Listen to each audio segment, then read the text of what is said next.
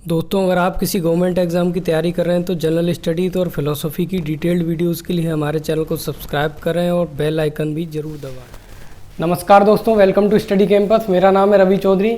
आज बहुत ही इंटरेस्टिंग और इम्पोर्टेंट टॉपिक डिस्कस करेंगे।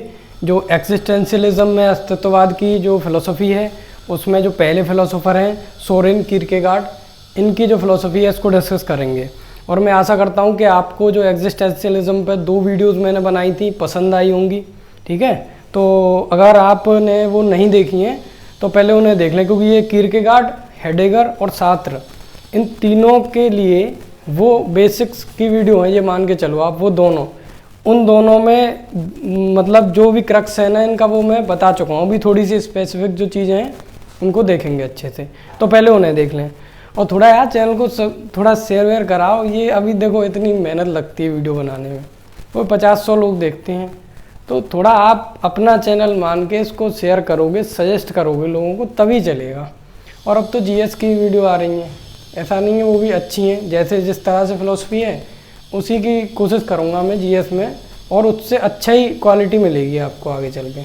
तो थोड़ा इनको शेयर किया करो। जो लोग फिलोसफी पा रहे हैं उनको फिलोसफी को थोड़ा शेयर करो, अदरवाइज कुछ लोगों को आप जीएस भी शेयर कर दिया करो। ठीक है, तो चलिए आगे बढ़ते हैं। इसमें एग्जिस्टेंशियलिज्म में बेसिक्स वाली चीज़ें तो मैंने आपको सब बता दी हैं। ठीक है, उनको तो आप देख ही लोगे। उसमें बस यही था कि जो कुछ भी है ये जो एग्जिस्टेंशियलिज्म वाले जो फिलोसोफर्स हैं, ये किस चीज़ पर ध्यान देंगे, ये देंगे इस वर्ल्ड पे। ह्यूमन का जो एग्जिस्टेंस है, मेनली ह्यूमन की जो डे टू डे प्रॉब्लम्स हैं उन पर ध्यान देंगे, और God as an ultimate reality या ये वर्ल्ड, इन चीज़ों पे तो इनका फोकस जो है नहीं रहेगा या कम रहेगा। इसीलिए इनको मॉडर्न वे में एग्जिस्टेंशलिस्ट इन्हीं को बोला जाता है।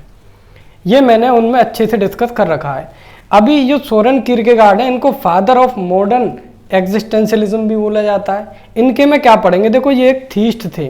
ठीक है, भगवान को ये मानते हैं, तो ये चीज़ पहले से ही मानकर चल रहे हैं। अब इसी पे कोई सवाल नहीं हुआ कि यार ये भगवान को क्यों मानते थे। इन्होंने कोई प्रूफ नहीं दिए भगवान को एग्जिस्टेंस के, बस मानते हैं फेथ के बेसिस पे। आगे देखते हैं, तो उससे रिलेटेड कुछ चीज़ें हैं। मेन थीम क्या है इनकी फिलोसफी के, चॉइस, फ्रीडम, गॉड, ये चीज़ देखेंगे। उसके बाद में मॉडर्न जो ह्यूमन है उसकी कुछ चीज़ें, कुछ प्रॉब्लम्स इन्होंने बताई हैं। जैसे देखते हैं, डिस्कस करते हैं आगे इसी से, क्योंकि मैंने बताया कि जो जितने भी मॉडर्न एग्जिस्टेंशियलिस्ट होंगे, अस्तित्ववादी जो फिलोसोफर होंगे, वो क्या बताएंगे, वो जो ह्यूमन की डे टू डे प्रॉब्लम्स हैं उनसे डील करने का तरीका बताएंगे, उसी से रिलेटेड अपनी फिलोसफी देंगे। उसके बाद इन्होंने 3 स्टेज बताई हैं लाइफ की, जो ज़्यादातर जो लोग उनसे गुजरते हैं, उनको देखेंगे क्या है डिटेल में, और ये इम्पोर्टेंट भी हैं। उसके बाद एक अलग से टॉपिक आ जाता है, इनका क्वेश्चन भी आ सकता है, दैट ट्रुथ इज सब्जेक्टिव, सत्य आत्मनिष्ठता है। ये इन्होंने कुछ बोला है, ये देखेंगे आगे क्या क्या है इसका मीनिंग। उसके बाद चॉइसेस पे अगर आ जाता है कोई शॉर्ट नोट वगैरह कभी किसी एग्जाम में, तो थोड़े से पॉइंट मैं आपको बता दूंगा। एक ये इनका बहुत इंपॉर्टेंट टॉपिक है, सिकनेस अनटू डेथ। ठीक है, हिंदी में बोलते हैं इसको दोस्तों जीवन व्याधि। और इसी में सब टॉपिक हम पढ़ेंगे, पैराडॉक्स ऑफ फेथ। ठीक है, एक फेथ की यानी जो विडंबना देखेंगे आस्था की, यहाँ पर ये कहाँ क्या निकल कर आती है, तो इसको देखते हैं। और हाँ, हिंदी वालों के अभी भी देखो कमेंट आते हैं कि सर हिंदी, अभी तो यार दोस्तों मैं बहुत ज़्यादा हिंदी के वर्ड एक्सप्लेनेशन का तरीका, हिंदी के वर्ड भी ज़रूरी सारे मैं यूज़ करता हूँ। फिर भी आपको कोई प्रॉब्लम हुआ करे तो आप कमेंट करके पूछ लिया करो कि ये हिंदी का ये कुछ समझ में नहीं है। अभी तो मैं हिंदी के कोशिश करता हूँ बहुत दिन से ज़्यादा से ज़्यादा वर्ड डालने की। तो चलिए अब शुरू करते हैं। तो जो किरकेगार्ड हैं ये थीस्ट थे। थीस्ट का मतलब यहाँ पर सीधे शब्दों में, पहली बात तो ये किसको एक्सेप्ट करते हैं, गॉड को, गॉड को मान रहे हैं। अब इस चीज़ पर नहीं जाएंगे कि क्यों मानते क्यों नहीं मानते, ये इनकी फिलोसफी का पढ़ने का या कोई पार्ट भी नहीं है, और ना इस पर क्वेश्चन आएगा। जो गॉड से रिलेटेड इनका एक्सप्लेनेशन दिया है आगे, वो तो देखेंगे। अब इससे ये क्या कहते हैं कि जो सेल्फ है, गॉड को मानते हैं और सेल्फ को भी मानते हैं। सेल्फ को दूसरे शब्दों में हम क्या कह सकते हैं दोस्तों, सोल या आत्मा। तो ये आत्मा या सोल को भी मानते हैं। अब ये कहते हैं दैट सेल्फ इवॉल्व्स, सेल्फ क्या होती है, इवॉल्व होती है, ठीक है, धीरे धीरे इवॉल्व होती है। इवॉल्व होने की स्टेज हम आगे देखेंगे, मैं आपको थोड़ा सा ओवरव्यू दे रहा हूँ, ये जरूरी है देना आगे।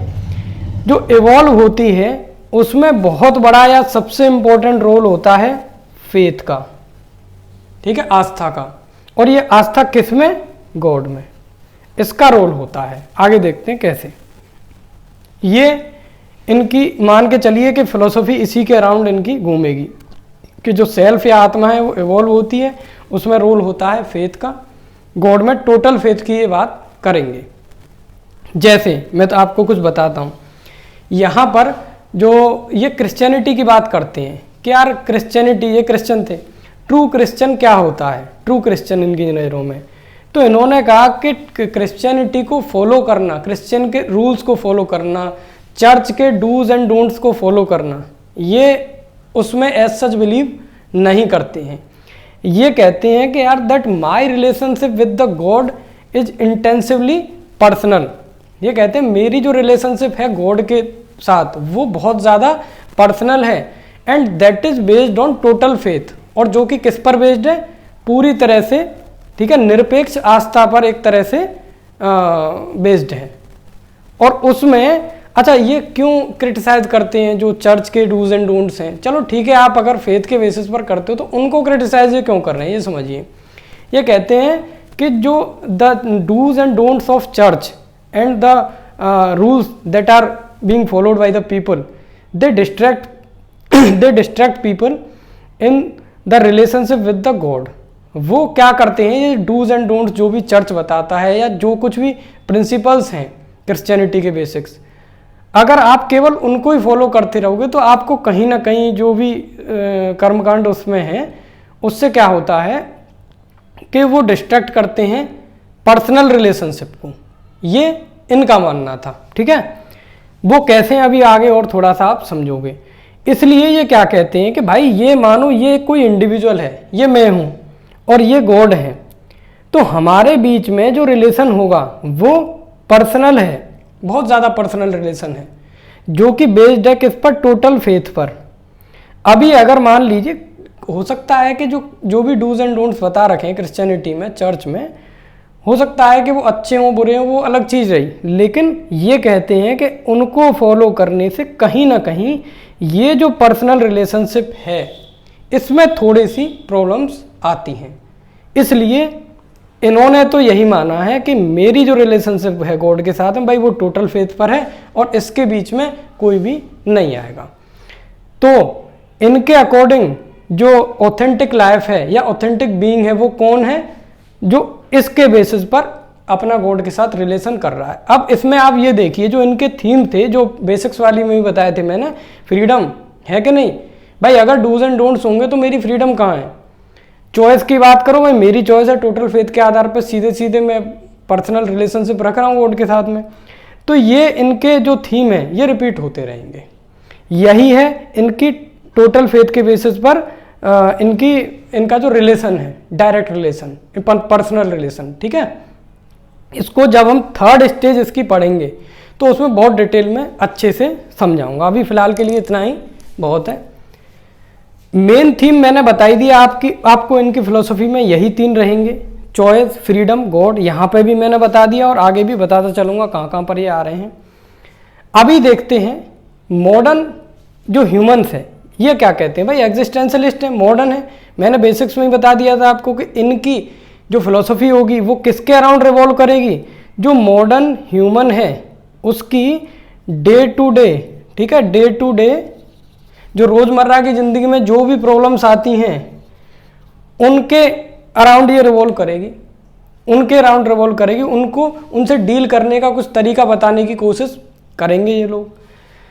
तो कीरकेगार्ड कहते हैं that modern human have some problems, कुछ प्रॉब्लम्स हैं उसके साथ में, और इनको ये कहते हैं साइकिक इल्स, ठीक है, जो आप मान सकते हो कि दिमाग की तरह से कुछ न कुछ परेशानियां हैं।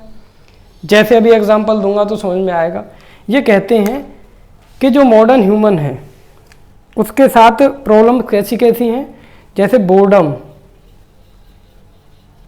ठीक है। बोर्डम है मतलब एक तरह से जो समझते हो ना आपके यार बोर हो गए, वो तो सभी जानते हैं। कोई स्टिमुलस नहीं है, कोई एक्साइटमेंट नहीं है ज़िंदगी में, ठीक है। जो एंथुसियाज्म है वो नहीं है, कुछ देर के लिए आता है, मोमेंट्री है, फिर उसके बाद दोबारा फिर चला जाता है, बोर्डम है। एक बताया इन्होंने एंजाइटी है, एंजाइटी मतलब चिंता। और तीसरा इन्होंने बताया दोस्तों डिस्पेयर, ठीक है। डिस्पेयर, डिस्पेयर मतलब निराशा, डिस्पेयर यानी निराशा। इनको थोड़ा सा आप समझ लीजिए क्योंकि इन्हीं के बेसिस पर स्टेजेस बताई जाएंगी, तो थोड़ा इनमें समझो, थोड़ा सा माइन्यूट डिफरेंस बताया है। हालांकि किरकेगार्ड ने बताया कि ये जो हैं ये प्रॉब्लम्स हैं जो मॉडर्न ह्यूमन फेस कर रहा है किसी न किसी तरीके से, हर कोई फेस कर रहा है। अब इनमें क्या था, तो बोर्डम का मेन जो है वो क्या है, कोई स्टिमुलस नहीं है, कोई स्टिमुलस नहीं है, कोई ऐसी चीज़ नहीं है जिससे लगातार वो क्या हो सके, किसी चीज़ के लिए प्रेरित रह के खुश रह सके, बोर ना हो, एंथुसियाज्म बना रहे, ये नहीं है। और अगर कोई चीज़ हमें अच्छी लगती है, पसंद करते हैं, या कोई सेंसुअल प्लेजर मिलता है, एक एग्जांपल के तौर पे समझिए, तो इससे होता क्या है कि ये मोमेंट्री मिलता है कुछ समय का, उसके बाद दोबारा से फिर वही बोर होने वाली स्थिति, बोर्डम वाली। तो ये तो बताया इन्होंने बोर्डम की प्रॉब्लम। एंजाइटी पे थोड़ा सा इनके विचार अलग हैं। एंजाइटी या चिंता, ये कहते हैं हर कोई किसी न किसी तरह से चिंतित है, ठीक है, एंजियस है। उसका रीज़न इन्होंने क्या बताया, ये देखिए। इसका एंजाइटी का जो रीज़न है वो इन्होंने बताया कि यार एक डिलेमा है। क्या डिलेमा है, एक दुविधा है इनके सामने कि एथिकल और जो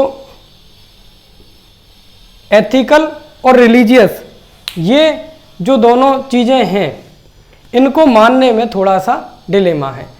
मान लीजिए कि आप ज़्यादा एथिकल हो रहे हो, कुछ सोसाइटी के हिसाब से चल रहे हो, जो कि चलना भी चाहिए, लेकिन कहीं ना कहीं रिलीजन उसके आड़े आ जा रहा है, उसके बीच में आ जा रहा है, उससे आपको कुछ दिक्कत हो रही है। इनमें कॉन्फ्लिक्ट है, एक तरह से देखा जाए इनमें क्या है, कॉन्फ्लिक्ट है।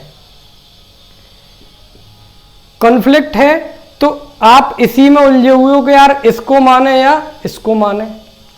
ये कैसे उलझे हुए हैं ज़्यादा, इसकी जो सेकंड स्टेज होगी उसमें डिटेल में मिलेगा अभी आपको, ठीक है, क्योंकि मैं क्रम वाइज पढ़ा रहा हूँ एक ऑर्डर में, जिससे कि आप आंसर भी अच्छा लिख सको। तो यहाँ पे इतना ही एक्सप्लेन करूँगा मैं, बाकी डिटेल आपको इसमें दूंगा मैं सेकंड स्टेज में कि ये आखिर कैसे कन्फ्लिक्ट है। एक एग्जाम्पल समझिए, मान लीजिए कि आप कोई डिसीजन लेते हो विद रेस्पेक्ट टू सोसाइटी, और सोसाइटी को ध्यान में रखते हुए आपने कोई डिसीजन लिया, and that decision might not be good for you individually, that decision is not good for you, लेकिन सोसाइटी के हिसाब से आपने वो ले लिया। अब आप एथिकली देखा जाए तो सही हो, लेकिन आप कहीं ना कहीं एंजियस हो गए कि नहीं, चिंता आ गई आपके दिमाग में, कह रहे यार ये क्या। कुछ डिसीजंस ऐसे भी होते हैं जो हमने ले लिए, लेकिन उसका कोई फ्यूचर में हम डिसाइड नहीं कर पा रहे हैं, यार इसका हम पे क्या रोल, क्या इफेक्ट पड़ेगा, क्या नहीं। तो कहीं ना कहीं हर तरह से आदमी क्या है, हर कोई चिंतित है, हर किसी को कुछ ना कुछ चिंता है। ये एक बहुत बड़ी प्रॉब्लम है। लेकिन इन दोनों से भी बड़ी जो प्रॉब्लम किरकेगार्ड ने बताई है वो है डिस्पेयर, डिस्पेयर या निराशा। डिस्पेयर या निराशा को होने का जो कारण है वो आप समझिए, वो जरूरी है। तो दोस्तों हर किसी की जिंदगी में ये कहते हैं कि आपको पता हो या नहीं पता हो, लेकिन हर किसी की जिंदगी में क्या है, डिस्पेयर है, निराशा, ठीक है। हर किसी की जिंदगी में क्या है, निराशा। और इसका रीजन क्या है, निराशा होने का इन्होंने जो रीजन बताया है वो समझिए।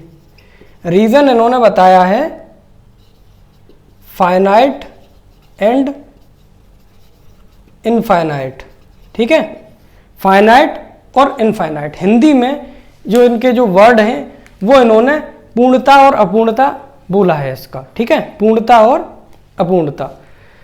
तो फाइनाइट और इनफाइनाइट का मतलब क्या है, आप समझिए कि जो हमारी ज़िंदगी है हर किसी की, ह्यूमंस की बात चल रही है यहाँ पे सारा कुछ। एग्जिस्टेंशियलिज्म में मैंने बताया था कि ह्यूमंस की ही बात चलेगी, क्योंकि जो वर्ड एग्जिस्टेंस ये यूज़ कर रहे हैं टेक्निकल सेंस में, they are using that word existence only with respect to human. तो ह्यूमन की बात चल रही, ह्यूमन का जो जीवन है कैसा है, फाइनाइट है। हर किसी की क्या है, एक चीज़ कन्फर्म है, डेथ। ये तो सबको होनी होनी है। अब ये तो सबसे बड़ी टेंशन का विषय, निराशा है। यार कुछ भी आप करने की सोचोगे और आपको ये चीज़ याद आ जाएगी कि ये तो होनी होनी है, तो निराशा तो आनी है। ये कौन कहते हैं, किरकेगार्ड कहते हैं। ये फाइनाइट एस्पेक्ट हो गया कि एक तो क्या है, जिंदगी फाइनाइट है, जीना चाहते हैं हम कैसी, बहुत लंबी, लेकिन वो क्या है, बहुत ही शॉर्ट है। तो ये निराशा की एक वजह हो गई। एक इनफाइनाइट भी है कि अगर इसको, ये एक तो फाइनाइट है तो भी हम परेशान हैं, और अगर ये इनफाइनाइट होती, कभी ख़त्म ही नहीं होती, तो भी निराशा का विषय था। क्योंकि एज बढ़ने के साथ साथ हमेशा लिमिटलेस जीते जाना, ये भी तो बहुत बड़ी चिंता का विषय है।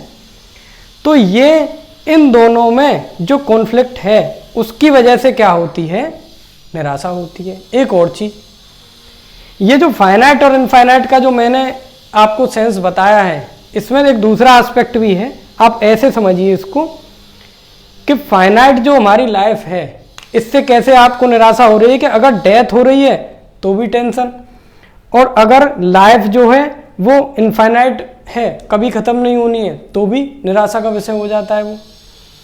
फॉर एग्जांपल आप समझ सकते हो कि 1000 साल किसी को, कितना बुढ़ा हो जाएगा वो, बहुत सारे तो जो ऑर्गन्स हैं वो काम करना बंद करें, तरह तरह की दिक्कतें आएंगी। इनफाइनाइट का यहाँ पर एक और मीनिंग ये है कि जो हमारी बॉडी है वो क्या है, फाइनाइट है, डेथ होगी। लेकिन मैंने पहले ही बताया था आपको कि किरकेगार्ड है तो सेल्फ को मान रहे हैं, सोल को मान रहे हैं। सोल क्या है, इनके अकॉर्डिंग एग्जिस्ट कर रही है, और वो जो सोल है वो कैसी है, एटर्नल है। इनके अकॉर्डिंग जो सेल्फ है, सेल्फ या सोल या आत्मा जो कहेंगे, वो कैसी है दोस्तों, एटर्नल है। तो जब इनके बीच में जो कॉन्फ्लिक्ट होती है तो उससे क्या होती है, निराशा। ठीक है, इतना मैं आशा करता हूं आपको अच्छे से समझ में आ गया हो। अभी आगे एक दो लाइन और समझ लीजिए। किरकेगार्ड कहते हैं, Kierkegaard says that you can somehow alleviate boredom and anxiety. आप किसी न किसी तरीके से जो बोर होने को या जो चिंताएं हैं उनको कम कर सकते हो, लेकिन कम कर सकते हो, ख़त्म भी कर सकते हो कुछ हद तक। लेकिन ये कहते हैं कि जो डिस्पेयर या निराशा है, इसको ख़त्म करना बहुत ही मुश्किल है।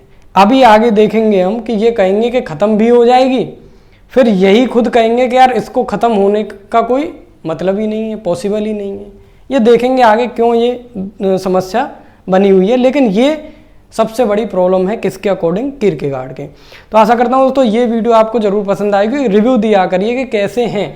मैं इनको और थोड़ा ध्यान से पढ़ा रहा हूँ। लोग कहते हैं कि जो कंटेम्प्रेरी है वो थोड़ी कठिन है, तो मुझे तो नहीं लगता है ऐसा। फिर भी अगर आपको दिक्कत हो रही है तो यार बताओ, मैं कोशिश करूँगा कि कुछ और ज़्यादा अच्छी तरह से समझा पाऊँ। इस पर जो भी 2-3 वीडियो आनी होंगी वो लगातार मिलेंगी आपको डेली, इस चीज़ की चिंता ना करें। So thank you for watching the video. और हाँ, एक बात और, आप में से जिस किसी ने भी हमारा टेलीग्राम ग्रुप ज्वाइन नहीं किया हो, प्लीज़ टेलीग्राम ग्रुप की लिंक दे रखी है डिस्क्रिप्शन बॉक्स में, फेसबुक ग्रुप की भी है, दोनों को ज्वाइन कर लें। धन्यवाद।